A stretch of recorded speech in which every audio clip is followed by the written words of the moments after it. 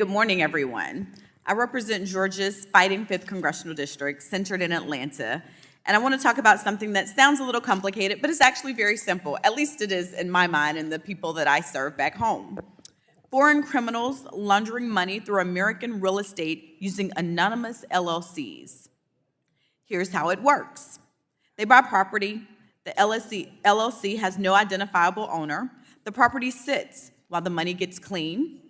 And the Atlanta Journal-Constitution documented exactly what anonymous LLC ownership looks like on the ground in a community in my district, Asheview Heights, when a shell company owned a blighted property and a reporter spent a week trying to find the actual owners. This is because the U.S. law didn't require anyone to say who actually owned the property, and that is a problem. We can't know if it's a small investor, a multinational company, or a criminal network. And right now, we have no way to find out. Congress passed the Corporate Transparency Act to fix this, but Republicans have been determined to roll it back. And that, too, is not okay. So I have a few questions about what that actually cost the people that I serve back home. Mr. Cassara, at a basic level, why does real estate money laundering through anonymous LLCs matter as a national security and financial crime issue, and why is property an attractive vehicle for criminal networks like the ones we're discussing here today?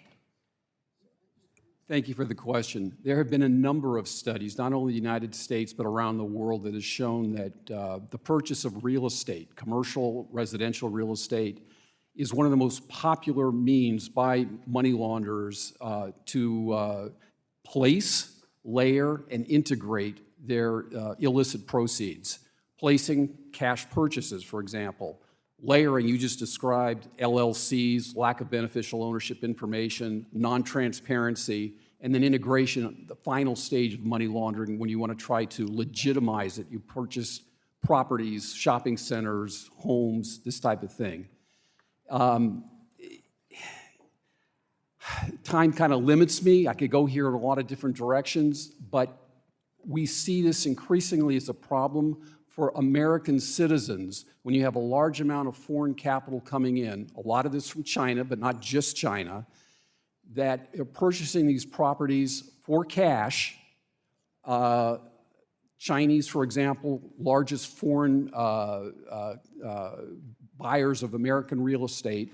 About 70% of purchases are in cash. We don't know where this cash is coming from. Some of the money that we do know is here. It's illicit proceeds of drugs, for example, and they're swapping this money out, as we kind of described in the testimonies. And so you've got illicit funds purchasing up these properties, driving up prices for wannabe home buyers. And that's exactly what we're feeling at home, and that's why this issue, which seemed a little complicated, hits right home for the people that Everybody I represent. can feel this. We're seeing the housing market across the board, whether it's in Atlanta, whether it's somewhere in rural America, we're all experiencing the same thing. So beyond the financial crime itself, what does this actually do to the communities where the properties sit, and what do neighborhoods have to lose when a shell company owns property on their block and no one can even find who's responsible for the ownership? I've been in anti-money laundering work for well over 30 years, and I've seen a slow, steady progression of legislation, rules and regulations. And if I can say the one missing link that law enforcement needs is beneficial ownership information. I'm not saying that Corporate Transparency Act was the best thing since sliced bread. I personally came up here with the FACT Coalition and others trying to make this a reality. Perhaps the end product was not what we wanted.